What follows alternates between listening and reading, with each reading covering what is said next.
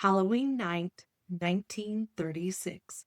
In a dry canyon outside of Pasadena, California, a group of graduate students and self-taught chemists from Caltech are carrying a primitive rocket motor down into a riverbed. They call themselves the Suicide Squad, and they earn the name. They've blown up a couple of laboratories already. They've burned through walls. They've sent rockets sideways into things rockets weren't supposed to hit. Tonight, they're going to try again. The guy leading them is 22 years old. His real name is Marvel Whiteside Parsons. Yes, Marvel. His mom picked it. But everybody calls him Jack, and he's handsome the way old Hollywood is handsome. Dark eyes, easy smile, the kind of face that makes you want to believe what he's telling you. He never finished college. He taught himself chemistry out of library books and pulp science fiction magazines. The people who actually worked for him will tell you he was one of the most naturally gifted chemists alive at that moment in America. He's also, on this Halloween night, about to run his first successful rocket test at a site he chose partly because he believes, and I mean genuinely, sincerely, with full conviction of somebody who's been studying the occult for years, that this canyon is a portal to hell. The test works. And on that Halloween night in that canyon, at that portal, the Jet Propulsion Laboratory was born. JPL is now NASA's largest robotic space exploration center. Put rovers on Mars, it guided Voyager 1 and 2 out past the edge of the solar system. It is, by any measure, one of the most prestigious scientific institutions on the planet. And every year on Halloween, yes, you are hearing that correct, on Halloween, JPL holds an open house celebration. They call it Nativity Day, with mannequins of Jack Parsons and his team in the canyon at the portal. They named the birthday of the lab Nativity Day on Halloween, at a site the founder believed was a doorway to hell. And I'm not making any of this up. The American space program gets stranger the closer you look at it. Last episode, we talked about Walt Disney and Wernher von Braun and the propaganda machine that sold America on space. 42 million people on a Tuesday night watching an SS officer with a falsified war record explain how we were going to fly to the moon. Tonight, we're going to go further back, before Disney, before von Braun's rockets even fired in this country, before NASA existed at all. Tonight, we talk about the man who co-founded the laboratory that builds the spacecraft that drive on Mars, who invented the rocket fuel that put every American astronaut into orbit, who has a crater named after him on the dark side of the moon, the side we can't see from Earth. The man whose name JPL tour guides are reportedly told not to bring up. The man who spent his nights summoning the goddess in the California desert with the future founder of the Church of Scientology. The man who died in a mysterious explosion in his home laboratory at 37 years old, under circumstances his colleagues said made no sense. Welcome to episode 9 of Just Killing Time. I'm Elizabeth Stanton, and this is Babalon working. Nothing about the space program is going to look the same to you after tonight. You are listening to Just Killing Time, a true crime conspiracy and stories that keep us up at night. Quick housekeeping note before we go in. Everything in this episode is documented. Most of it's pulled from declassified FBI files, peer-reviewed academic work on Thalamat and Scientology, and at least 3 serious biographies of Jack Parsons. I'm not making things up. The government didn't hijack Parsons. They just kind of stopped talking about him. So tonight, we are going to start talking about him again. So let's get into it. John Whiteside Parsons was born October 2nd, 1914 in Pasadena. As I mentioned, his actual first name was Marvel Marvel Whiteside Parsons like a comic book character, and his mom always called him John, and Jack came later. The family lived on Orange Grove Boulevard, what Pasadena called Millionaire's Row. Old money houses, the kind of address that meant something, at like a dinner party. And then the Depression hit, and the money disappeared more or less overnight. Jack Parsons grew up in a house that remembered being rich without being rich anymore, which if you've ever met someone from that exact background, does a particular kind of thing to a person. He got obsessed with what he could build himself. He taught himself rocket science from library books and pulp science fiction magazines of the late 20s. Jules Verne, H.G. Wells, amazing stories. The same magazines that had captured Robert Goddard back in Massachusetts, the same Buck Rogers' Hunger for the Stars that had basically every American rocket scientist of his generation. But he never finished college. The Depression, that shut Stanford down for him. Caltech turned him away as a student because he didn't have, the credentials. And then through pure force of personality, pure talent, and pure stubbornness, which gets you everywhere in this world, he ended up doing more foundational rocket science than most of the people Caltech had actually admitted. So, according to Wikipedia, Parsons was admitted to Stanford University, but left before graduating due to financial hardship during the Great Depression. In 1934, Parsons, Foreman, and Frank Molina formed the Caltech-affiliated Guggenheim Aeronautical Laboratory. That's the acronym was GALCIT, so GALCIT. And then the Rocket Research Group. The group worked on jet-assisted takeoff, so JATO, for the U.S. military and founded Aerojet in 1942 to develop and sell JATO technology during World War II. The GALCIT rocket program research group became JPL in 1943. So here he is. He's a Stanford dropout, no degree. He's the co-founder of the JPL, the Jet Propulsion Laboratory. He's co-founder of Aerojet. And this is the part that genuinely gets me every time. The inventor of the castable composite solid rocket propellant, which is the technology that decades later would power the space shuttle's solid fuel boosters and the Minuteman ballistic missiles, and basically every solid fueled rocket in American inventory. A guy with no college degree, working out of a borrowed corner of Caltech in the 1930s, invented the propellant that put the space shuttle into orbit, while also on the side running an occult lodge and performing sex magic rituals in the California desert. I just wanted you to hold all of those facts in your head at the same time, because this is the real Jack Parsons.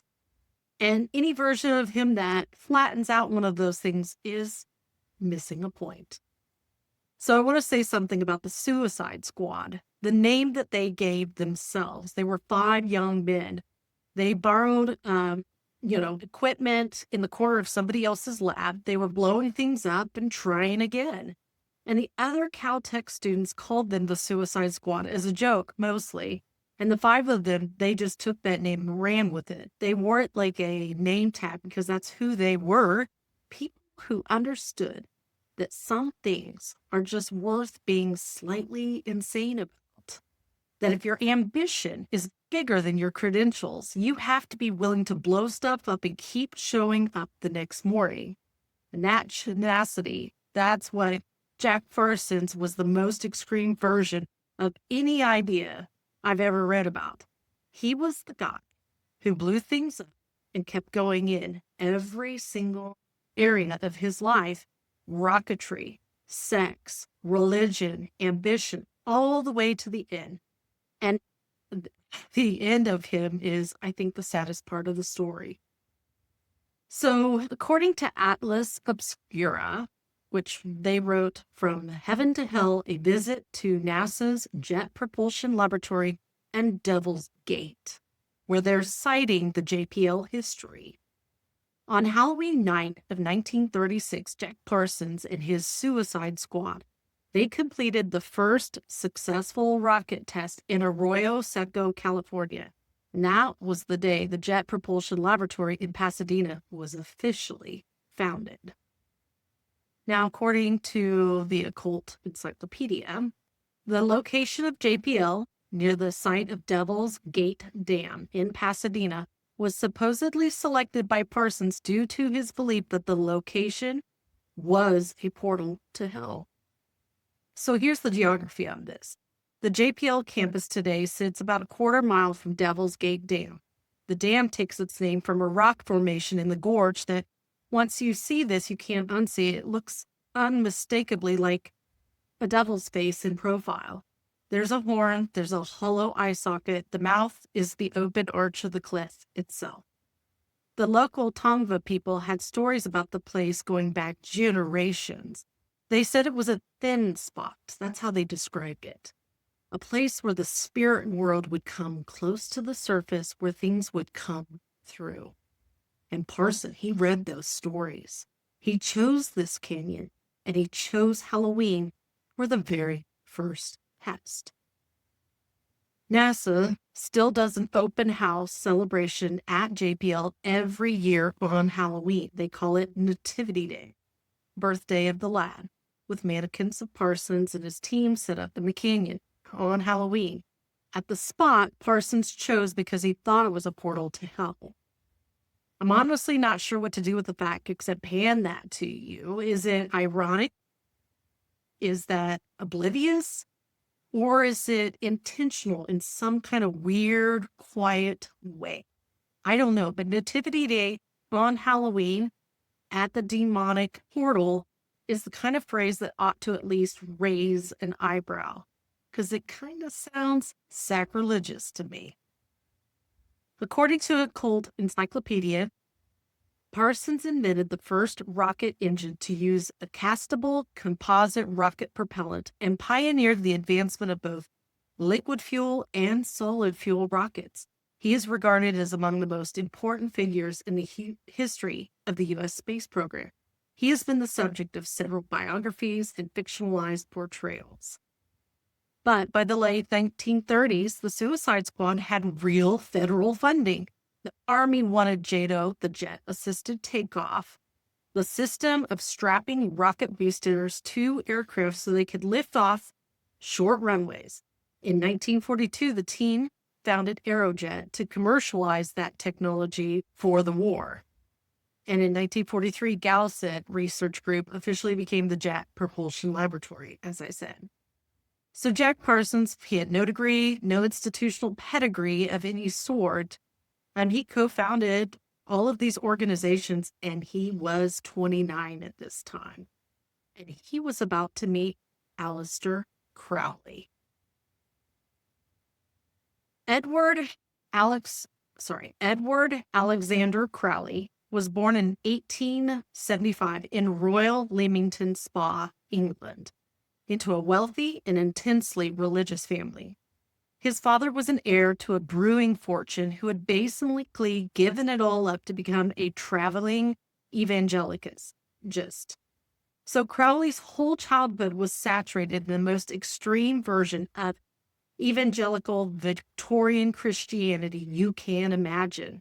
And he rejected every single bit of it, dramatically, theatrically, with what I would like to recognize today as a really impressive commitment to the bit.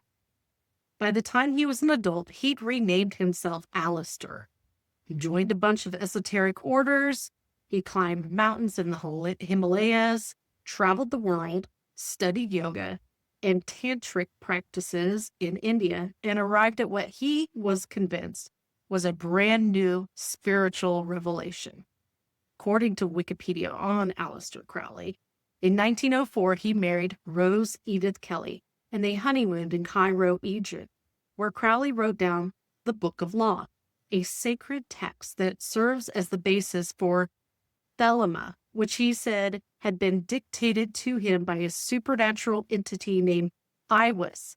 The book announced the start of the Aeon of Horus and declared that its followers should do what thou wilt.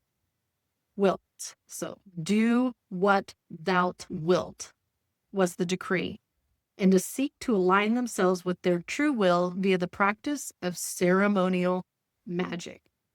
So it's pronounced Iwas, and it's spelled AIWASS. That's the entity that he was communicating with. And then, of course, the Eon of Horus was Crowley's term for the new spiritual age he believed he was beginning. So Cairo, 1904, his new wife, Rose, enters a trance state. And so she's in this trance, and she tells Crowley that the Egyptian god Horus wants a word with him. Crowley, who at this point had been studying everything from the Hermetic Order of the Golden Dawn to Hindu meditation, he sits down and goes into his own trance. And for 3 days, by his own account, he hears a disembodied voice, and he writes down everything it says. Is this not super creepy? It blows my mind. So the book that comes out of those 3 days is named The Book of the Law.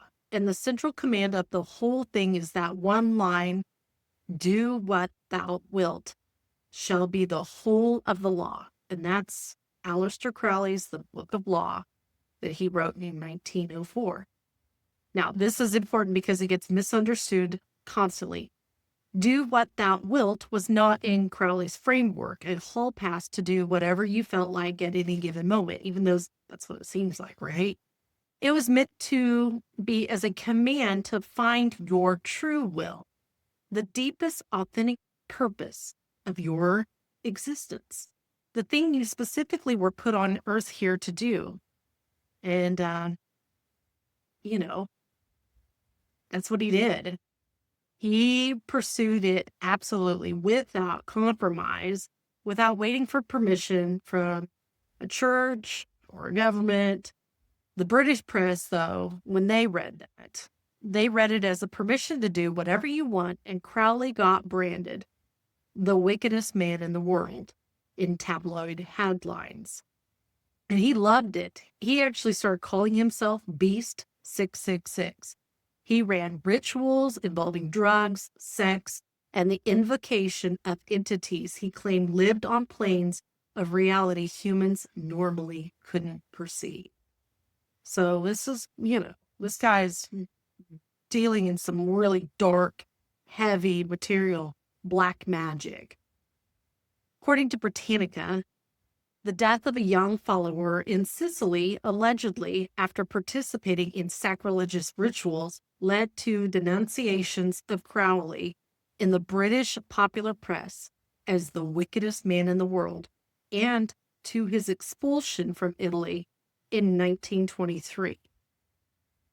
So let's talk honestly about Aleister Crowley. He's one of those historical figures where the legend has just completely eaten the actual person. He was not a Satanist in conventional sense. He didn't worship the devil. He didn't really believe that Christian devil existed as a literal entity, apparently. What he was doing was more complicated, and he was building a philosophical, spiritual system that pulled from Egyptian mythology. He pulled from the Kabbalah, Eastern mysticism, and a real sincere belief that human beings ought to pursue their authentic nature instead of just falling in line with whatever institutional morality they were handed. Whether you find that fascinating or terrifying probably says something about, the way we view the world. But what I can tell you is that it attracted brilliant, unconventional people. And one of them was a young rocket scientist in Pasadena who would chant Crowley's poems before his test launches. The Ordo Templi Orientis. Okay, so the Ordo Templi Orientis was a quasi-Masonic occult organization that occasionally came out of Germany. Originally came out of Germany. Because the Ordo Templi Orientis, got me so tongue-tied, Um, that's a tough one to say. So it originally came out of Germany, and Crowley took it over later in his life. So he took over that quasi-Masonic occult organization, and he made it the primary institutional vehicle for Thelema. By the 1930s, it had lodges across Europe and a few in America. The California branch was the Agape Lodge. Agape is the Greek word for unconditional love. And in January of 1939, a 24-year-old rocket scientist from Pasadena walked into his first Gnostic Mass at their meeting space on Winona Boulevard in Hollywood. According to Wikipedia, in January 1939, John and Frances Baxter, a brother and sister who had befriended Jack and Helen Parsons, took Jack to the Church of Thelema on Winona Boulevard, Hollywood, where he witnessed the performance of the Gnostic Mass. Parsons was intrigued, feeling both a repulsion and an attraction. Parsons continued to sporadically attend the church's events for a year. So repulsion and attraction, both at the same time. And that's how he described his first reaction. And of course, he kept going back, and that's always how it goes. So by 1941, Jack Parsons and his first wife, Helen, had been fully initiated into the Agape Lodge, and Parsons threw himself into Thelema. I'm probably really mispronouncing that. Thelema, I think is how it's pronounced, Thelema, with the same kind of manic, all-consuming intensity he brought to literally everything. He gave almost his entire salary to the lodge, and he spent his evenings doing ritual work, and he started recruiting colleagues from the JPL. According to Wikipedia, Parsons had also attended lectures on theosophy with his first wife, Helen, but disliked the belief system's sentiment of the good and the true. So during rocket tests, Parsons often recited Crowley's poem, Hymn to Pan, as a good luck charm, and he took to addressing Crowley as his most beloved father and signed off to him as thy son, John. So picture this. He's running these rocket tests for the U.S. Army in the morning, and before each test, he's reciting Crowley's Hymn to Pan as a good luck charm. His JPL colleagues would just kind of watch and scratch their heads, and one of them called him a delightful screwball. Nobody in the science crowd took the occult part seriously, but Parsons, this is important, Parsons took it completely seriously. In 1942, Crowley promoted Parsons to lead the entire Agape Lodge, and Parsons, with the money rolling in from Aerojet, went and bought a huge old mansion in Orange Grove Boulevard, back on Millionaire's Row, in the same neighborhood he'd grown up before the family money disappeared. He opened it as a boarding house. So, according to Supercluster, the occult history behind NASA's Jet Propulsion Laboratory, this is what they said. 30 years old, unemployed, and without a college degree, Parsons used the proceeds to purchase 1003 Orange Grove Avenue in Pasadena. This property turned into a hub of occultist fanaticism and homegrown rocket science, with rooms rented out to bohemians, artists, musicians, atheists, and anarchists. So we've got bohemians, artists, musicians, atheists, anarchists, gay men, and women at a time when that could get you arrested. Parsons just welcomed them all. He nicknamed the house Parsonage, which is partly a pun on his name and partly a flat acknowledgement that what he was running was officially and functionally a church. A neighbor's wife once described showing up to the party at the Parsonage as walking into a Fellini movie. Another neighbor called the police because, and I want you to picture this exactly the way it gets reported, there were naked, pregnant women jumping through fire in the backyard. The cops came. Parsons told them the OTO was quite, quote, dedicated to the freedom and liberty of the individual, and was anti-communist and anti-fascist, which in 1942 were the magic words that made the police lose interest. They couldn't find anything to charge anyone with. They left, and the fire jumping continued. How nuts is that? So Fraser McDonald wrote this, Escape from Earth, The Secret History of the Space Rocket Sighted in Pasadena. He said the libertarian spirit of the OTO made it accommodating home for Parsons in the days when homosexuality was illegal, and an ethos of permissiveness was not merely a lifestyle at the OTO, but part of their religious practice. Parsons, who oscillated between same-sex attraction and revulsion, found the scene intriguing. Well, this is where we just need to pause for just a second, because I think this gets lost in the version of the story where Parsons is just a weirdo cultist. In 1942, in Pasadena, he was running a house where gay people, atheists, anarchists, black artists, and people of every flavor of unconventional life were openly, genuinely, and equally welcome. And that's not a small thing.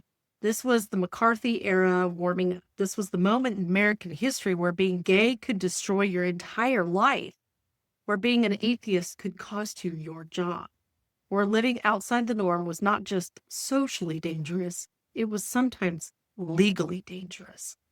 The parsonage, among many other things, was a place where people could just be themselves. And that doesn't excuse some of what eventually happened there, but it's part of who Parsons actually was. He wasn't only a cultist. He was someone who genuinely, sincerely believed in individual freedom in an era when believing that was a radical political act. And he paid for it later. They all did. So Parsons and CROWLEY, they communicated by mail across the Atlantic. And Parsons wrote constantly, long devoted, almost worshipful letters signing off as "Thy son John." And he said CROWLEY money. Lots of money. He reported back on what the lodge was doing, and he described his ritual experiments in detail. Now, Aleister Crowley, by this point in his life, was holed up in London. He was sick with asthma, addicted to heroin, basically frail in his last few years.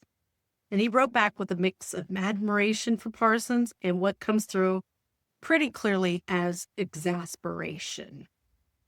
According to Wikipedia, although there were many arguments among the commune members, Parsons remained dedicated to Thelema. He gave almost all of his salary to OTO while actively seeking out new members, recruiting the JPL mathematician Barbara Canwright, and financially supporting CROWLEY back in London. So while he was doing that classified rocket research for the United States military, Parsons was also recruiting his JPL co-workers into the Agape Lodge and personally bankrolling Aleister Crowley's life back in London. With his salary from the U.S. government's rocket program, I just want to make sure you understand that connection. And the FBI, of course, they predictably noticed as well. So Space Safety Magazine cited this. The U.S. Air Force advised the FBI that the USAF had been monitoring Parsons and his relationship with CROWLEY and had observed that a religious cult believed to advocate sexual perversion was organized at subject's home at 1003 South Orange Grove Avenue, Pasadena, California, which has been reported as subversive. So the Air Force, they're watching Jack Parsons, and the same Air Force that depended on his JATO technology to get heavy aircraft off of very short runways, that same Air Force whose missiles were going to use his solid fuel research, they knew about the lodge, they knew about the rituals, and they knew about the Bohemian boarding house. And they kept giving him security clearances and military contracts anyways, because they needed his rockets more than they were freaked out by the religion. Sound familiar? So last week was about how the U.S. government kept Wernher von Braun, in spite of his SS record and his concentration camp connections. Remember, he procured all of those people to work in the tunnels because they needed his rockets. The pattern's consistent. The American government will tolerate just about anything in a rocket scientist as long as the rockets keep working until suddenly they won't. We'll get to that part.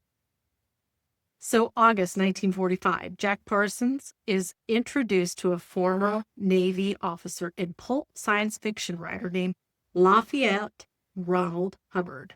Hubbard is 34 years old, and he shows up wearing dark sunglasses, walking with a cane, and he claims both are war injuries. They are not. Per his actual military records, which were declassified later, the only medical issues Hubbard suffered during his service were mild arthritis and conjunctivitis. That's great. So pink eye. He had not been a war hero. He'd been blinded by the sun, and he had not, contrary to his own stories, where did that one supposed to put? The conjunctivitis got me.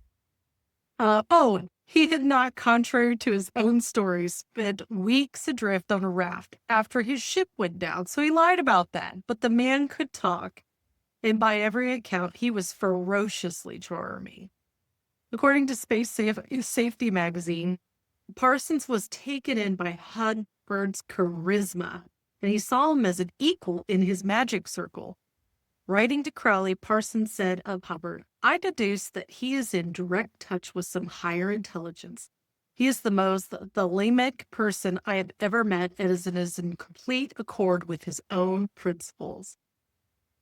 So the most thelemic person he ever met, in direct touch with some higher intelligence. That's how Parsons described the guy after a couple of conversations. Parsons invited Hubbard to come live at the parsonage, and Hubbard accepts immediately. He moves in. CROWLEY, on the other side of the Atlantic, he's, 70 years old, ill, and with 40 years of running occult organizations behind him. He gets Parsons enthusiastic letters about this incredible new magical partner he's found, and he writes back with one of the most greatest single-line verdicts in the history of human correspondence. Here's what he says. Aleister Crowley strongly criticized Parsons' actions, writing, "Suspect, Ron playing confidence trick. Jack Parsons, weak fool. Obvious victim prowling swindlers." So he didn't pull any punches. The wickedest man in the world, the guy who'd spent 4 decades running elaborate spiritual operations of his own, he looks at L. Ron Hubbard, sight unseen from across the Atlantic, and immediately calls it confidence trickster, weak fool, obvious victim, prowling swindler. Parsons, he did not listen. And I love this detail more than almost anything in the entire story, because Aleister Crowley, a man whose following newspaper headlines called him the wickedest man in the world, a man who'd been running essentially a spiritual con on rich Europeans for 40 years, a man who had been demanding money and devotion from his followers since before the First World War, looked at L. Ron Hubbard and instantly just clocked him. This is a fraud. Your friend is a weak fool. This is going to end badly. And he was, of course, completely right about every single piece of it. Crowley was a lot of things, but after a lifetime of running the same kind of operation, apparently he could spot a fellow scammer from a continent away. So from January through March 1946, Parsons and Hubbard performed what Parsons called the Babalon working, a series of ritual nights performed in the Mojave Desert outside Pasadena. They were designed in Parsons' theology to summoning the thelemic goddess Babalon into actual physical form, to find the woman who would eventually become her earthly avatar, and then through sexual ritual practice with that woman, they wanted to conceive a kind of spiritual being, what Crowley called a moonchild, a new kind of consciousness for new age. So Parsons documented all of this in his diary in extraordinary detail. He and Hubbard would drive out to the desert at night. They chanted in Enochian, the language that John Dee, the 16th century English alchemist, had claimed was given to him by the angels. So I don't know if you've ever like watched the TV show Supernatural, and they use all of this language and things in it. And so I thought that was kind of interesting to see it actually show up here in real life. So they chanted Enochian, and Hubbard was assigned the role of scribe, which meant he was the one channeling the message from the goddess while Parsons performed the physical components of the ritual. According to Wikipedia about L. Ron Hubbard, Hubbard and Parsons collaborated on Babalon, working a series of sex magic rituals intended to summon an incarnation of Babalon, the supreme goddess in CROWLEY's pantheon.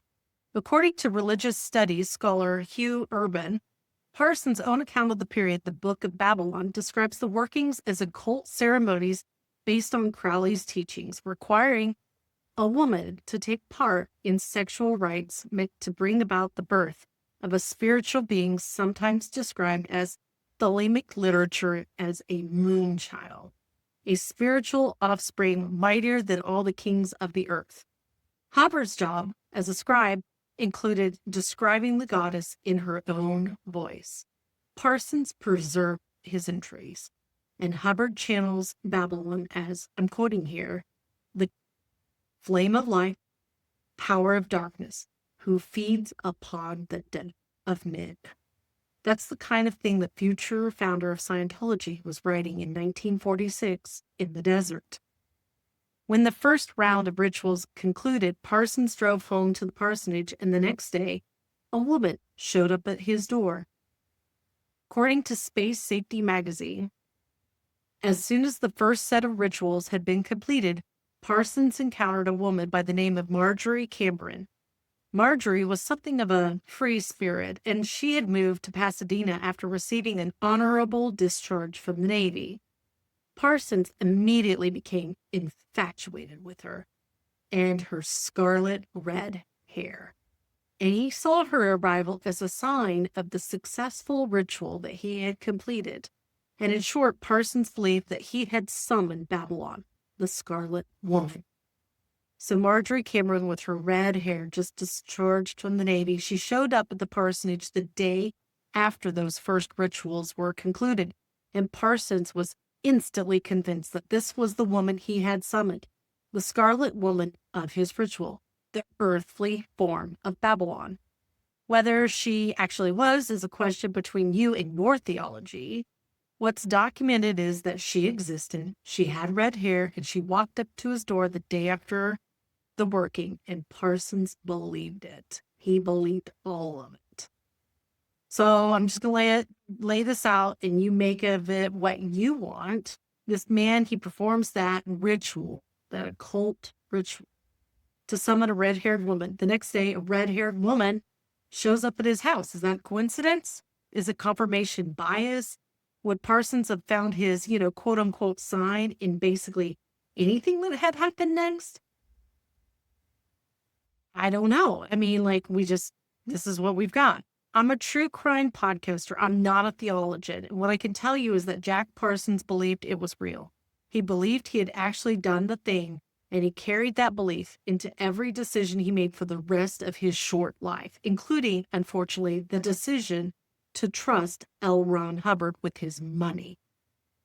So after Babalon working wrapped up, Parsons, Hubbard, and a young woman named Sarah Northrup, who was Parsons' girlfriend, but who Hubbard had also started sleeping with.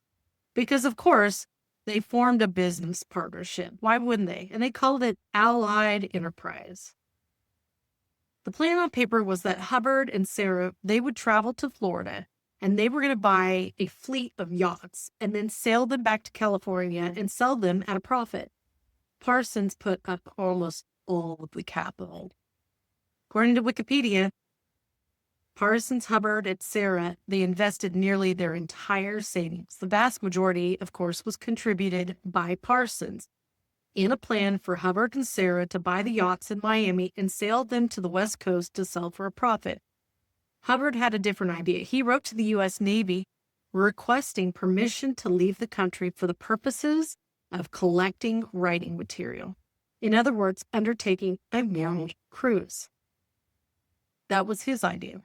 Now, Hubbard, it turns out, had a different idea. He quietly wrote to the Navy asking permission to leave the country for what he called collecting writing material, which was Hubbard's for I'm taking that world cruise. And then he took that money and he took Sarah and he bought the yachts and he left. So Parsons, unfortunately, he figured out what was happening a little too late, and he tried to get a legal injunction against them.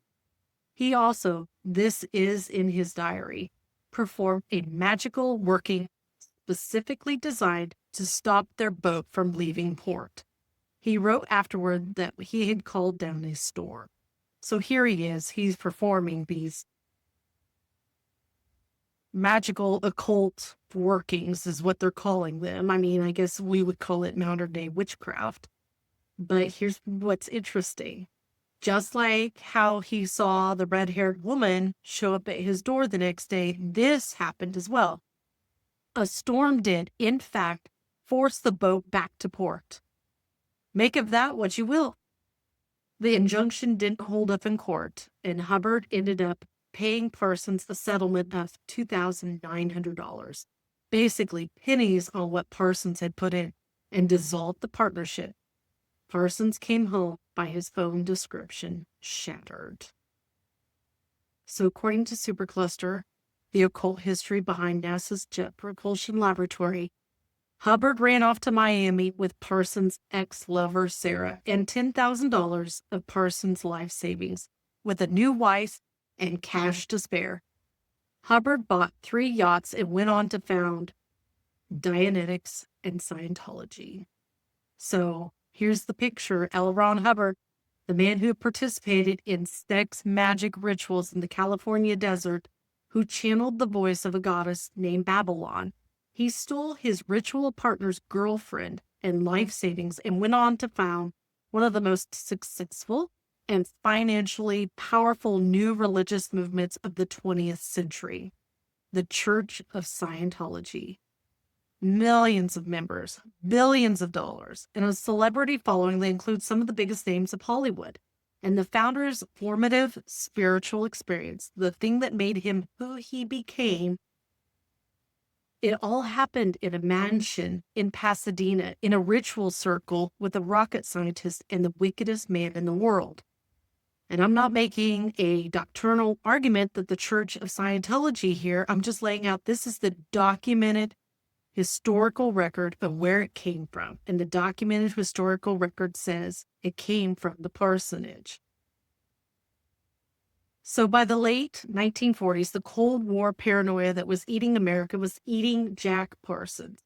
His FBI file was getting thicker. His Marxist sympathies from the 1930s, which honestly a lot of intellectuals had flirted with in that era, were now in the file. The occult practices were also in the file, as was his sex life. They were also in the file. So names of people he was associated with, they were also in that file. And the U.S. military, which had previously been giving him top secret clearances across the Army, the Navy, and the Air Force, was finally starting to ask some harder questions. About time, don't you think? So Wikipedia says the review board still considered Parsons a liability because of his historical Marxist affiliations and investigations by the FBI, and in January 1952, they permanently reinstated their ban on his working for classified projects, effectively prohibiting him from working in rocketry. Ashes on Air, Jack Parsons' rocket ritual, and the Shadow Rite, citing those declassified FBI documents, said this. Parsons' FBI file described him as a potential subversive, not for communist sympathies, but because the Bureau feared his knowledge might be passed to foreign powers such as Israel and the Soviet Union. The subject's unorthodox beliefs and practices, combined with his access to sensitive military technology, made him a security concern. So he's permanently banned now from classified work at the age of 37. The man who co-founded JPL, whose propellant invention would go into the space shuttle's solid fuel boosters, whose name would later be put on a crater on the dark side of the moon. He was banned from the field he built because of the rituals, because of the lodge, because of an FBI file that had been growing since 1942 when the neighbors first started complaining about what's going on in the parsonage. So I want you to hold that in comparison to last episode. The same United States government that falsified the war records of Nazi SS officers to give them security clearances and rocket programs in Huntsville, Alabama, that same government revoked the clearance of an American citizen who founded JPL because he ran an occult lodge on the weekends.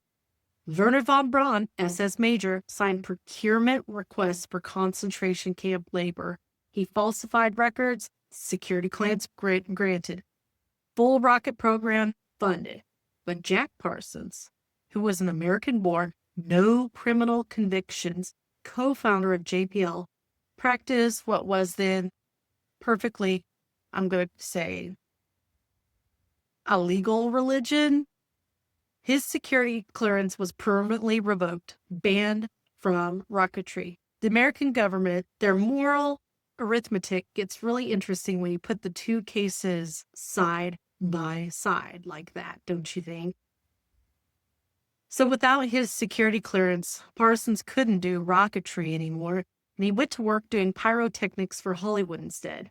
Explosives from movie sets, fog machines, fake gunshots. He was 37 years old, the co-founder of NASA's primary robotics laboratory, and he's making bangs and flashes for B-movies. And he started looking for work outside the country. He got a job offer from Israeli rocket program, and he was getting ready to move to Israel with his second wife, Marjorie Cameron.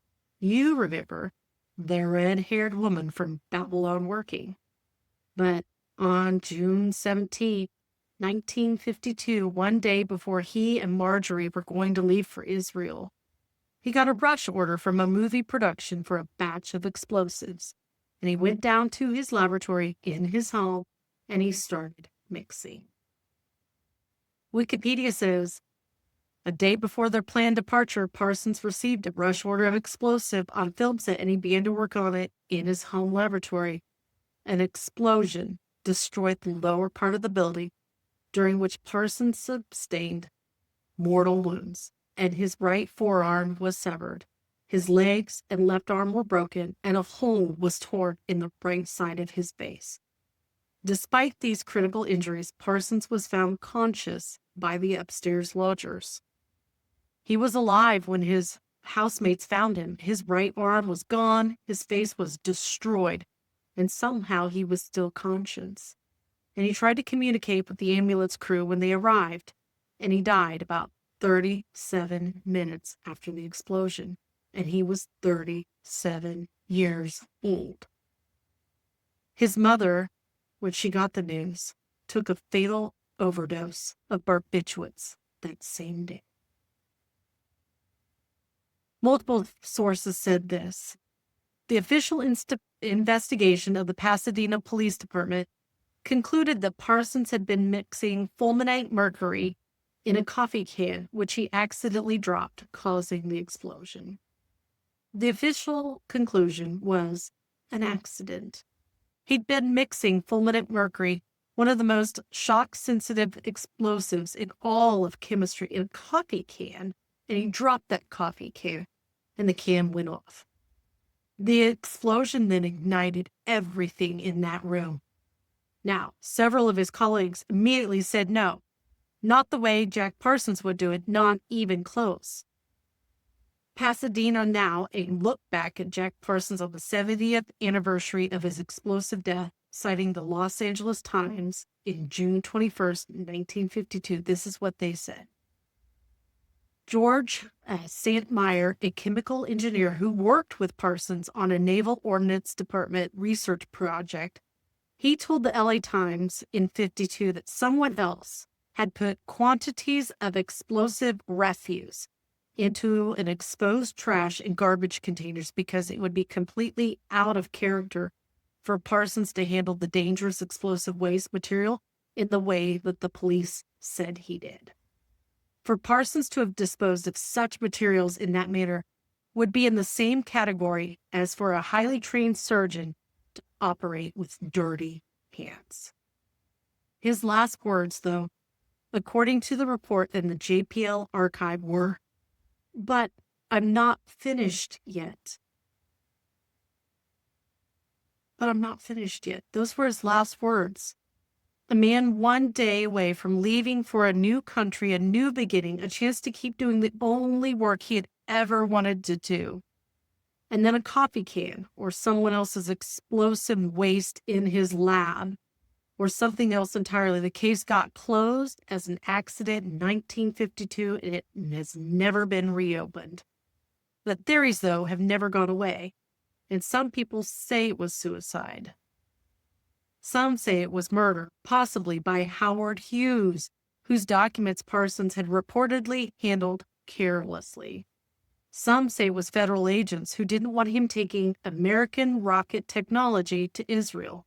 And some say it was a ritual gone wrong. The truth is we don't know, but what we know is the man who co-founded one of the most important scientific institutions in American history died in a mysterious explosion in his home laboratory at only 37 years old with an FBI file, hundreds of pages thick, under conditions that his own professional colleagues said made no sense, and the case was closed. I mean, I had my thoughts on it, and I'm sure you do too. So according to Vice, crawling back to the alleged hell portal of NASA's occult origins, this is what they said. 20 years after his passing, the International Astronomical Union named a far-side moon crater 37N171W after Parsons in a nod to his pivotal contributions to solid fuel rocketry. The crater on the far side of the moon, the dark side, the hemisphere that always faces away from us, the one we can never see from Earth. It was named after Jack Parsons. There's a long-standing joke inside the aerospace community about this. JPL doesn't stand for Jet Propulsion Laboratory. The joke goes, it stands for Jack Parsons Laboratory, or the more pointed version, Jack Parsons Lives. The human exception, the Jack Parsons biography wrote, in the aerospace industry, that's where I got this info. JPL was nicknamed as standing for Jack Parsons Laboratory or Jack Parsons Lives. That's a joke that's been circulating in American aerospace for 70 years. The engineers actually working at JPL know who founded the place. They know what he did in his evenings, and they know about the Parsonage and the OTO and the Babalon working, and they say basically with a wink, Jack Parsons lives because his technology lives, and his solid fuel propellant is in every booster that's ever lifted. His founding vision is alive in every Mars rover, and his belief that the human spirit should be constrained by what's currently considered normal, the one lives too. In a culture of an institution that sends spacecraft to the edges of the solar system, whether anything else of him lives, that's between you and your own theology. While you can count on viewing planetary rovers and checking out mission control, don't expect any official mention of Parsons on campus. So that's what happens. The JPL tour guides are reportedly they're told not to bring up Parsons. The official institutional history of the lab starts with the technical achievements and quietly minimizes the person who started it all. While it is a pattern of this whole series, isn't it? The American government, they hire people they need and then they suppress the parts of the story that get inconvenient.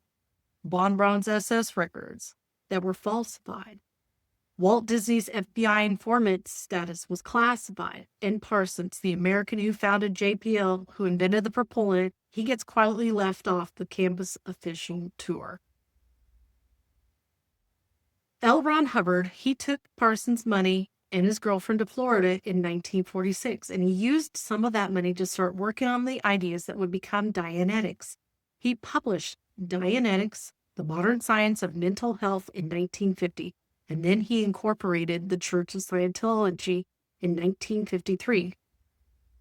This is what Business Insider, citing Sarah Northrup's personal writings as reported in the HBO documentary Going Clear. They said, according to Northrup's recollections, Hubbard had said to his wife the only way to make any real money was to have a religion.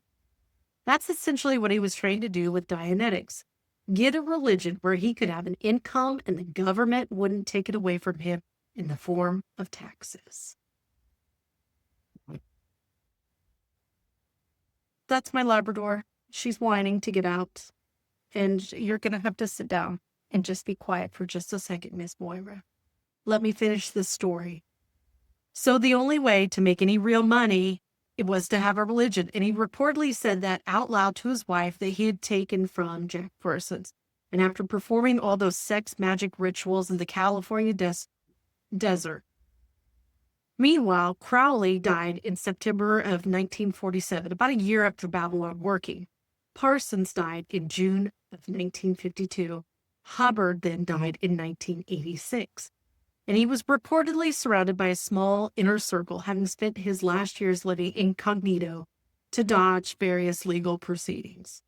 The Church of Scientology, though, it continues millions of members worldwide, billions of dollars in assets, and its founder's formative spiritual experience was Babalon working, and it was performed in the desert with that rocket scientist. While they were truly believing that they were opening a portal, a gateway to hell. So all three of these episodes that I've now given you, they put together for this moment because the pattern kind of matters.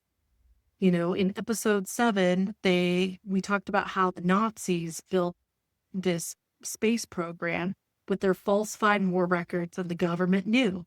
Episode 8, that dream of space that Americans absorbed in the 1950s was constructed by an FBI informant and delivered with that same man with the SS credentials on Walt Disney's primetime television show. And tonight, the laboratory that builds the spacecraft that drive on Mars was co-founded on Halloween at a site chosen because the founder truly believed it was a portal to hell, and by a man who spent his nights performing rituals with the future founder of Scientology. So I'm just pointing out that this is a pattern, and the pattern says the history of the American space program is not the story that we get told. It's much stranger. It's much darker, and it's much more complicated, more interesting than any version that ends with Neil Armstrong planting a flag. The story doesn't end there, but it starts there. And here's what I find about Jack Parsons that I think is fascinating, and I think it connects this story to things much older than the space program.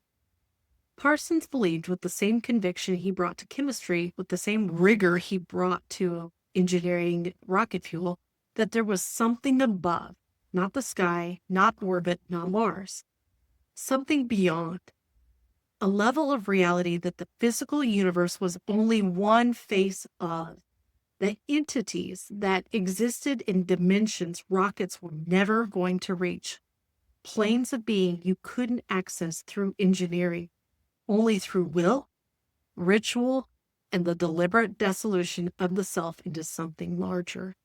And that's why he chanted Crowley's hymn to Pan before a rocket test. He genuinely believed that the rocket was pointing in two directions at once, up towards the physical sky and inward toward whatever lay beneath the surface of things. So, Science History Institute, the sex cult Antichrist who rocketed us to space, hosted by Sam Keane, says, Parsons saw rocketry and the occult as two sides of the same coin. Both offered a chance to slip off the bonds of Earth and roam free. Rocketry freed your body to roam, while the occult freed your mind and your soul. Wow.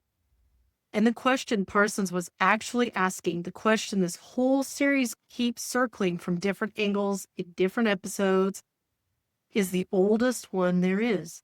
What is above? What is the sky? What is beyond? Ancient people asked that question and they built whole cosmologies around the answer. They described a firmament, a vault, a dome, a boundary between the inhabited world below and a divine realm above it. The Bible describes it in Genesis, a firmament separating the waters below from the waters above, a structure, a made thing, a boundary. NASA describes the universe as roughly 93 billion light years across with no boundary, no firmament, no dome, and no waters found. And Jack Parsons spent his entire life trying to punch through something with rockets, with ritual, with a complete unwavering conviction that boundary between what we can know and what is actually real, that could be breached. He never quite said which direction he was actually pointing, though. What the Bible actually says about the firmament, what civilizations from Egypt to Babylon to ancient Israel understood about the structure of the heavens that NASA tells us today is just empty space. And I want you to hold Jack Parsons when you think of all those things in your mind when we get there. Because Parsons, he was a working scientist, a chemist, a man who understood physics better than just anyone alive in his moment. He believed that there was something above the sky that rockets were not going to be able to reach. He believed that on the night he founded the JPL, he still believed it in the morning he died in that lab. And I'm telling you, he was asking the right question. And I'm telling you that the question, what is above, what is the sky, what is beyond the boundary, is the question this whole series is about. Okay, time killers, I've got a question for you. The first one is, have you ever heard of Jack Parsons before tonight? Because if the answer is no, honestly, you're like most Americans. And I want you to know that. So, just tell me whether you knew who he was or not. And the second one, I want you to really think through. Parsons believed in rocketry and the occult. Those are two halves of the same project he was working on. Two ways of trying to reach the sky beyond. Do you believe there's something beyond the physical sky? Something that science can't reach? The answer is your own. So send me your time killer file to justkillingtimepodcast@gmail.com and let me know your thoughts. Yes.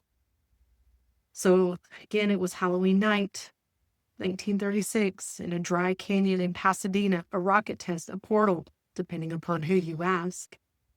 And a young man who genuinely believed the universe had a boundary that he meant to breach, he spent his days inventing the technology to punch through the sky and his nights performing rituals designed to reach whatever lay beneath the surface of those things. Last words, but I'm not finished yet. Jack Parsons is not finished. His rockets are still flying, his laboratory is still operating, and his question is still unanswered. What is above? I'm Elizabeth Stanton. This has been Just Killing Time. Thank you for killing time with me tonight. And Jack Parsons lives. Alexa, what is a chemtrail? Chemtrail. Trails left by aircraft are actually chemical or biological agents deliberately sprayed at high altitudes for a purpose undisclosed to the general public in clandestine programs directed by government officials.